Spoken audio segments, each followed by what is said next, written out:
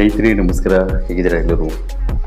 ಯಾರಾದರೂ ಮೊದಲನೇ ಬಾರಿ ನಮ್ಮ ಚಾನಲ್ ನೋಡ್ತಿದ್ರೆ ಈಗಲೇ ಸಬ್ಸ್ಕ್ರೈಬ್ ಮಾಡ್ಕೊಳ್ಳಿ, ಹಾಗೆ ಪಕ್ಕದಲ್ಲಿ ಕಾಣುವಂತಹ ಬೆಲ್ ಐಕಾನ್ ಒತ್ತಿ ಅಂತ ಹೇಳ್ತಾ, ಸ್ನೇಹಿತರೆ ಪ್ರತಿಯೊಬ್ಬರು ಹಗಲೆಲ್ಲ ದುಡಿಯೋದು ಇರುತ್ತೆ. ದುಡಿತೀರಾ, ಮನೆಗೆ ಬಂದ ತಕ್ಷಣ ಮಕ್ಕಳ, ಹೆಂಡತಿಯ ಮತ್ತು ಸಂಸಾರದ ಸ್ವಲ್ಪ ಜವಾಬ್ದಾರಿಗಳು ಎಲ್ಲ ಇರ್ತವೆ. ಹಾಗಾಗಿ ಮನಸ್ಸು ತುಂಬಾ ಹಗಲೆಲ್ಲ ದುಡಿದು ಸ್ವಲ್ಪ ಮನಸ್ಸು ವಿಶಾಲವಾಗಿ ಮಾಡ್ಕೊಳ್ಳೋಕ್ಕೆ ಟಿ ವಿ ಮುಂದೆ ಸ್ವಲ್ಪ ಕುತ್ಕೊತೀರಾ, ಟಿ ವಿ ನೋಡ್ತೀರಾ, ಟಿ ವಿ ಮುಂದೆ ಕುತ್ಕೊಂಡು ಸೀರಿಯಲ್ಸ್ ನೋಡ್ತೀರಾ, ಕೆಲವರು ಸುದ್ದಿಗಳು ನ್ಯೂಸ್ ನೋಡ್ತಿರ್ತಾರೆ, ಇನ್ನು ಕೆಲವರು ಮೊಬೈಲ್ಸಲ್ಲಿ ನೋಡಿ ಒಂಥರ ಮನೋರಂಜನೆಗಾಗಿ ಮನಸ್ಸು ವಿಶಾಲವಾಗಿ ಮಾಡ್ಕೊಳ್ಳೋಕ್ಕೆ ಈ ರೀತಿಯಲ್ಲೇ ಮಾಡ್ತಾಯಿರ್ತೀರ.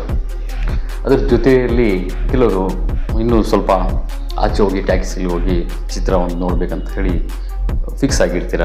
ಏನಂದರೆ ಅದು ನನಗೂ ಅನುಭವನೇ. ಯಾಕಂದರೆ ನಾನು ಒಳ್ಳೆ ಚಿತ್ರಗಳಿದ್ದಾಗ, ಅಂದರೆ ಈ ಸುಮ್ಮನೆ ಇದು ಎಲ್ಲ ನಾಟಕ ಅಂತ ಗೊತ್ತಿದ್ದು ಈ ಫೈಟ್ಗಳು ಮಾಡಿಕೊಂಡು ಒಬ್ಬರು ಮರ್ಡರ್ ಮಾಡೋದು, ಚಾಕಿನ ಚೂರಿಸೋದು, ಈ ಕ್ರೈಮ್ಗಳು ಅವೆಲ್ಲ ಮಾಡ್ತಾ ನೋಡಿ, ಅವೆಲ್ಲ ನೋಡೋಕ್ಕೆ ಇಷ್ಟಪಡಲ್ಲ.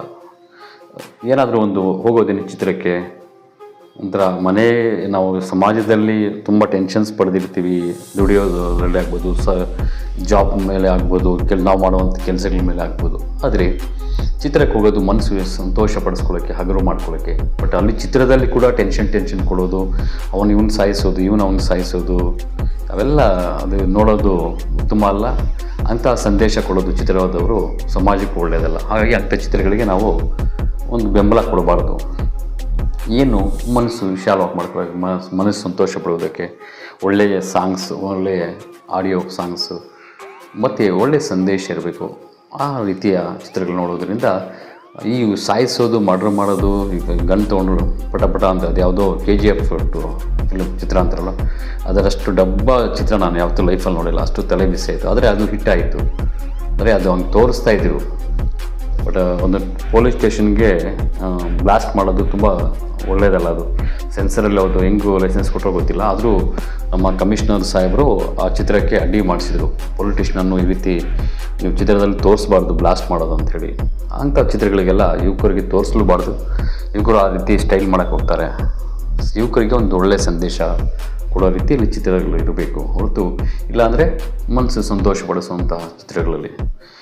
ಈ ನಡುವೆ ನಾನು ನೋಡಿರೋಂಥ ಚಿತ್ರಗಳಲ್ಲಿ ಇವತ್ತು ಕೃಷ್ಣಂ ಪ್ರಣಯ ಸಖಿ ಅಂಥೇಳಿ ಗೋಲ್ಡನ್ ಸ್ಟಾರ್ ಗಣೇಶ್ ತೆಗಿರುವಂಥ ಚಿತ್ರ ನೋಡಿದೆ. ತುಂಬ ಸಂತೋಷ ಆಯಿತು. ಮನಸ್ಸು ಒಂದು 3 ತಾಸು ಎಲ್ಲ ಮರೆತು ಮನಸ್ಸು ಶುದ್ಧವಾಗಿ ಹಗುರವಾಗಿ ಮಾಡ್ಕೊಂಡು ಬರೋಕ್ಕೆ ಒಂದು ಒಳ್ಳೆಯ ಚಿತ್ರ ಅಂತ ಅನ್ನಿಸ್ತು. ತಾವೆಲ್ಲ ನೋಡ್ಬೋದು, ಕುಟುಂಬದ ಸಮೇತ ಹೋಗಿ ನೋಡ್ಬೋದು. ಯಾಕಂದರೆ ಈ ಕೆಲವೊಂದು ಚಿತ್ರಗಳು ಕುಟುಂಬದ ಸಮೇತ ಮಕ್ಕಳು, ಮೊಮ್ಮಕ್ಕಳ ಜೊತೆ, ಇಲ್ಲ ನಿಮ್ಮ ಅಕ್ಕ ತಂಗಿರ ಜೊತೆ ಹೋಗಿ ನೋಡೋಕ್ಕೇ ಅಸಹ್ಯವಾಗಿರ್ತಾರೆ. ಅಂಥ ದೃಷ್ಟಿಗಳ ಚಿತ್ರದಲ್ಲಿ ತೋರಿಸಿರ್ತಾರೆ. ಏನು ಚಿಕ್ಕ ಬಟ್ಟೆಗಳು ಹಾಕ್ಕೊಂಡು ಪ್ರತಿಯೊಂದು ರೊಮ್ಯಾನ್ಸ್ ಅಸಹ್ಯವಾಗಿ ತೆಗೆದಿರ್ತಾರೆ. ಅವೆಲ್ಲ ನೋಡೋದ್ರಿಂದ ಯುವಕರು ಕೆಟ್ಟೋಗ್ತಾರೆ. ಅಂಥ ಚಿತ್ರಗಳು ನೋಡೋಕ್ಕೆ ಹೋಗಬೇಡಿ, ಬೆಂಬಲನೂ ಕೊಡೋಕ್ಕೆ ಹೋಗಬೇಡಿ. ಚಿತ್ರಗಳು ಹೇಗಿರಬೇಕಂದ್ರೆ ಒಂದು ಸಂದೇಶ ಕೊಡೋ ರೀತಿ ಇರಬೇಕು. ಯಾವುದೇ ಒಂದು ಅದರಲ್ಲಿ ಪ್ರತಿಯೊಂದು ಸ್ಕ್ರಿಪ್ಟ್ಸ್ ತುಂಬ ಚೆನ್ನಾಗಿರಬೇಕು. ಅಸಹ್ಯ ಪಡುವ ರೀತಿಯಲ್ಲಿ, ಒಬ್ರಿಗೊಬ್ಬರು ಪಕ್ಕದಲ್ಲಿ ಕುತ್ಕೊಂಡು ನೋಡೋಕ್ಕೆ ಅಸಹ್ಯ ಪಡೋದಂಥ ಚಿತ್ರಗಳು ನೋಡೋಕ್ಕೆ ಹೋಗಬಾರ್ದು, ಬೆಂಬಲನೂ ಕೊಡಬಾರ್ದು. ಈಗ ಗಣೇಶ್ ತೆಗೆದಿರೋ ಪ್ರತಿಯೊಂದು ಚಿತ್ರಗಳಲ್ಲಿ ಆ ರೀತಿಯ ಯಾವುದೇ ಕೆಟ್ಟ ಸಂದೇಶವೂ ಇರಲ್ಲ, ಕೆಟ್ಟದಾಗಿ ತೋರಿಸೋದು ಇಲ್ಲ, ಮತ್ತು ಸುಮ್ಮನೆ ಬಡ್ಕೊಳ್ಳೋದು ಇರಲ್ಲ. ಮನಸ್ಸನ್ನು ಎಲ್ಲ ಚಿತ್ರಗಳಲ್ಲಿ ಒಂದು ಒಳ್ಳೆ ಪ್ರೀತಿಯ ಸ್ಟೋರಿ, ಲವ್ ಸ್ಟೋರಿ ಇಟ್ಟಿರ್ತಾನೆ. ಒಂದು ಡಿಫ್ರೆಂಟಾಗಿ ತುಂಬ ಪ್ರೀತಿ ಅಂದರೆ ಹೇಗೆ, ಹೆಣ್ಮಕ್ಳು ಅಂದರೆ ಏನು, ಸುಮ್ಮನೆ ಸಿಕ್ಕೋರಿಗೆಲ್ಲ ಪ್ರೀತಿ ಅಂತ ಹೇಳಿ ಬೇರೆ ರೀತಿಯಲ್ಲಿ ಬಳಸ್ಕೊಳ್ಳೋದಲ್ಲ. ಮನಸ್ಸಂದರೆ ಹೇಗೆ, ಮನಸ್ಸು ಕೊಟ್ಟ ಮೇಲೆ ಅವಳು ಹೆಂಗ್ತವಳಾದರೂ ಮತ್ತೆ ಬಿಡಬಾರ್ದು ಅಂತ. ಒಂದು ಹೆಂಗಸರು ಅಷ್ಟೇ, ಒಂದ್ಸಲಿ ಮನಸ್ಸು ಕೊಟ್ಟರೆ ಹೆಂಗೆ ನೋಡಿ. ಇವತ್ತು ಗಣೇಶು ಮದುವೆ ಆಗಿರೋ ಹುಡುಗಿಗೆ ಮದುವೆ ಆಗಿರೋರು ಅವನಿಗೆ ಏನೋ ಇಷ್ಟ ಆಗಿದ್ದಕ್ಕೆ ಮದುವೆ ಆಗಿರೋ ಮಹಿಳೆಗೆ ಮದುವೆ ಮಾಡ್ಕೊಂಡಿದ್ದೀನಿ, ಅರ್ಥ ಮಾಡ್ಕೊಬೇಕು. ಅದು ಒಂದು ಲೈಫ್. ಅಂದರೆ ಈ ಮನಸ್ಸು ಕೊಟ್ಟ ಮೇಲೆ ಯಾರೇ ಆಗಲಿ, ಹುಡುಗಿ ಅಂತಲ್ಲ, ಒಂದು ಮದುವೆ ಆಗಿರೋ ಹುಡುಗಿ ಅಂತಲ್ಲ, ಒಳ್ಳೆ ಅನಿಸ್ಮೇಲೆ ಅದು ಅವ್ರಿಗೆ ಬಿಡಬಾರ್ದು. ಅದು ನಿಜವಾದ ಪ್ರೀತಿ. ಈ ಮನುಷ್ಯನಾಗಿ ಹುಟ್ಟಿದ ಮೇಲೆ ಒಬ್ಬ ಮನುಷ್ಯನಿಗೆ ಒಂದೇ ಒಂದು ಹೃದಯ ಇರುತ್ತೆ. ಆ ಹೃದಯ ಒಬ್ಬರಿಗೆ ಇರಬೇಕು, ಇಡೀ ಜೀವನ ಪೂರ್ತಿ ಒಬ್ಬರಿಗೆ ಇರಬೇಕು. ಅದು ನಿಜವಾದ ಪ್ರೀತಿ ಅಂತ ಇರಬೇಕು. ಹೆಂಗಸರಾಗಲಿ ಗಂಡಸರಾಗಲಿ, ಹುಡುಗರಾಗಲಿ ಹುಡುಗಿಯರಾಗಲಿ, ಆ ರೀತಿಯ ಚಿತ್ರಗಳು ನೋಡಬೇಕು. ಆ ರೀತಿ ನಮ್ಮ ಗಮನವೂ ಹಾಗೆ ಇರಬೇಕಂತ ಹೇಳಿ ಒಂದು ಚೂರು ಸಮಯ ಇದ್ದರೆ ಹೋಗಿ ಬನ್ನಿ. ತುಂಬ ಚೆನ್ನಾಗಿದೆ ಚಿತ್ರ.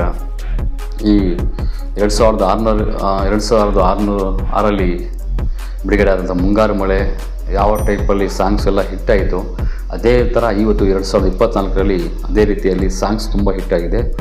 ಈ ನಡುವೆ ಬಂದಿರುವ ಎಲ್ಲ ಚಿತ್ರಗಳಲ್ಲಿ ಈ ಸಾಂಗ್ಸ್ ತುಂಬ ಹಿಟ್ಟಾಗಿ ಚಿತ್ರನೂ ತುಂಬ ಚೆನ್ನಾಗಿ ಬಂದಿದೆ. ಕನ್ನಡದ ಚಿತ್ರಗಳಿಗೆ ಆದ್ಯತೆ ಕೊಡಿ ಅಂತ ಹೇಳ್ತಾ, ಇಷ್ಟ ಆಗಿರೋರನ್ನು ಲೈಕ್ ಮಾಡಿ. ನಮಸ್ಕಾರ, ಧನ್ಯವಾದಗಳು.